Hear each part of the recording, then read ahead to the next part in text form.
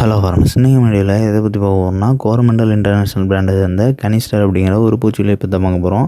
First இந்த பூச்சியில் என்ன டைலில் enter அப்படின்னு பார்க்கும்போது ஹெக்ஸிதியாசாக்ஸ் 3.5%, டயாஃபென்தியூரான் 42%, WDG ஃபார்மேட்டில் இருக்குது. அதாவது வாட்டர் டிஸ்பர்சிபிள் கிரானுவல்ஸ் அப்படிங்கிற ஃபார்மேட்டில் இருக்குது. அப்படின்னா நீரில் கரையக்கூடிய குருணை வடிவிலான பூச்சிக்கொல்லியாக இது இருக்குது.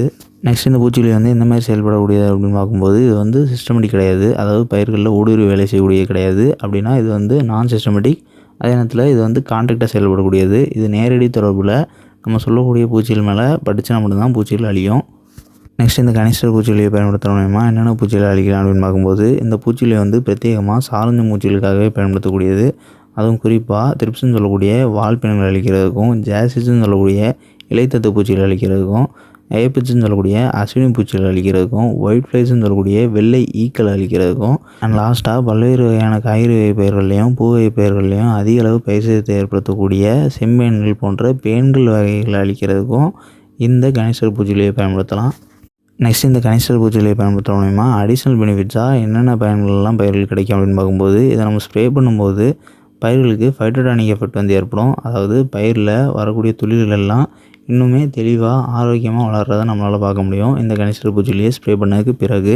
அண்ட் நெக்ஸ்ட் இந்த கனிஸ்டர் பூச்சிக்கொல்லி நம்ம சொல்லக்கூடிய டோசேஜுக்கு மேற்பட்டு பயன்படுத்தாத பட்சத்தில் இது ஸ்ப்ரே பண்ணுற மூலயமா பயிர்களுக்கு ஃபைட்டோடாக்சிட்டி ஏற்படாது. அதாவது ஃபைட்டோடாக்சிட்டி ஒரு பூச்சிக்கொல்லியை பயன்படுத்தும் போது எப்போ அதிக அளவு ஏற்படும் அப்படின்னா திருப்பி ஒரே பூச்சிக்கொல்லியை பயன்படுத்தும் போது ஏற்படும். ஸோ இந்த பூச்சிக்கொல்லி ஆல்ரெடி ஃபைட்டோடானிக் பெனிஃபிட் இருக்கிறதுனாலையும் இதை ஃபைட்டோடாக்சிட்டி ஏற்படாது அப்படிங்கிற பூச்சிக்கொல்லியாகவும் இது இருக்குது. அண்ட் நெக்ஸ்ட்டு பேன்கள் தாக்குதலுக்காக இந்த கனிஸ்டர் பூச்சிக்கொல்லியை பயன்படுத்தும் பட்சத்தில் முயற்சி அடைந்த முட்டையிடக்கூடிய பேன்கள் மட்டும் அழியாது. பயிர்களில் ஏற்கனவே இருக்கக்கூடிய பேன்களோட முட்டையாக இருக்கட்டும், இல்லைனா முட்டையிலேருந்து பொரிஞ்ச சிறிய நிம்ஸ்ன்னு சொல்லக்கூடிய சிறிய வகை பேன்களாக இருக்கட்டும், இல்லைனா முதிர்ச்சி அடைந்த முட்டையிடக்கூடிய பேன்களாக இருக்கட்டும், இந்த மாதிரி எல்லா நிலையிலையும் இருக்கக்கூடிய பேன்களையுமே இந்த கனிஸ்டர் பூச்சிக்கொல்லியை பயன்படுத்தி அழிக்கலாம். நெக்ஸ்ட் இந்த பூச்சிக்கொல்லியோட டோஸ்ன்னு பார்க்கும்போது 1 லிட்டர் தண்ணிக்கு 1.3 கிராம் பயன்படுத்தணும். ஸோ ஒரு ஏக்கருக்கான பரப்பளவில் ஸ்ப்ரே பண்ணுறதுக்கு 200 லிட்டர் மருந்து தேவைப்படுது அப்படிங்கிற பட்சத்தில் ஒரு ஏக்கருக்கான தேவையாக 260 கிராம் தேவைப்படும் இந்த கனிஸ்டர் பூச்சிக்கொல்லி.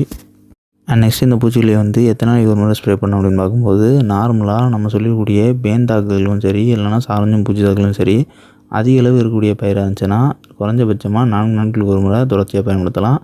எது வர அப்படின்னா இந்த பேன்களும் சாரஞ்சும் பூச்சி தாக்குதலும் நல்லா குறையிற வர, அதற்கு பிறகு ஒரு வாரத்திற்கு ஒரு முறை அப்படிங்கிற இடைவெளி நாட்களில் நம்ம ஸ்ப்ரே பண்ணலாம். எதனால் அப்படின்னா இது புழுக்களுக்கு ஸ்ப்ரே பண்ணக்கூடிய மருந்துகள் கிடையாது. ஸோ அதனால் இது சாரஞ்சும் பூச்சி தான் அப்படிங்கிறதுனால ஒன்ஸ் முழுமையாக அழிஞ்சிருச்சு அப்படின்னா திருப்பி ஏற்படுறதுக்குள்ளே நம்ம ஒரு வாரத்துக்கு ஒரு முறை அப்படிங்கிற விதத்தில் ஸ்ப்ரே பண்ணலாம். அப்படி இல்லை அப்படின்னா திருப்பி எப்போ சாரஞ்சும் பூச்சி தாக்குதலும் பேன் தாக்குதலும் ஏற்படுதோ அதை நம்ம மானிட்டர் பண்ணிவிட்டு அப்போ ஸ்ப்ரே பண்ணலாம். நெக்ஸ்ட் இந்த பூச்சிகளோட கம்பேரிட்டிவ்னு பார்க்கும்போது இந்த பூச்சிகளை நம்ம மற்ற எந்த ஒரு பூச்சிகள் கூடயும் சரி, பூஞ்சான குழிகள் கூடயும் சரி, நோண்டு சத்து மருந்துகளையும் சரி சேர்த்து பயன்படுத்தலாம். இதனால் பயிர்களுக்கு எந்த ஒரு பாதிப்பும் ஏற்படாது. அண்ட் நெக்ஸ்ட்டு இந்த பூச்சிகளை எந்த மாதிரியான பயிர்களுக்கு பயன்படுத்தலாம் அப்படின்னு பார்க்கும்போது இந்த ப்ராடக்ட்டில் குறிப்பிட்டிருக்கிறது சில்லி, அதாவது மிளகாய் பயிருக்கு பிரத்யேகமாக பயன்படுத்தக்கூடியது அப்படின்னு குறிப்பிட்டிருக்காங்க. ஆனால் இதை எல்லா வகையான பயிர்களுக்கும் பயன்படுத்தலாம். நம்ம சொல்லக்கூடிய சாரஞ்சு மூச்சு தாக்குதலும் சரி, இல்லைனா செம்பேன், மஞ்சள் பேன் போன்ற பேன்கள் தாக்குதலும் சரி, அது எந்த ஒரு பயிரில் ஏற்படுத்தாலுமே பயன்படுத்தலாம். எல்லா வகையான காய்கறி வகை பயிர்கள், பூ வகை பயிர்கள், பழ வகை பயிர்கள், எண்ணெய் வித்து பயிர்கள், தானிய வகை பயிர்கள் என எல்லா வகையான பயிர்களுக்குமே நம்ம சொல்லக்கூடிய சாரஞ்சு பூச்சிக்கும் பேன் தாக்குதலுக்கும் இந்த கனிஸ்டர் பூச்சிகளையே பயன்படுத்தலாம்.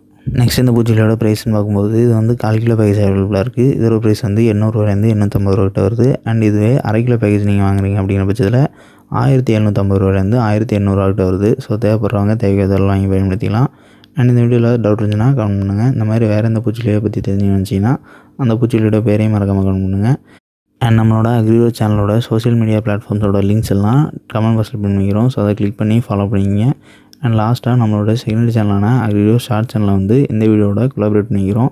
ஸோ இந்த வீடியோ பப்ளிஷ் ஆகிருக்கக்கூடிய சேனல் ப்ரொஃபைல் நீங்கள் கிளிக் பண்ணிங்க அப்படின்னா அதில் 2 ப்ரொஃபைல் காட்டும். ஸோ அதில் அக்ரிரோ ஷார்ட் சேனலையும் மறக்காமல் சப்ஸ்கிரைப் பண்ணிங்க.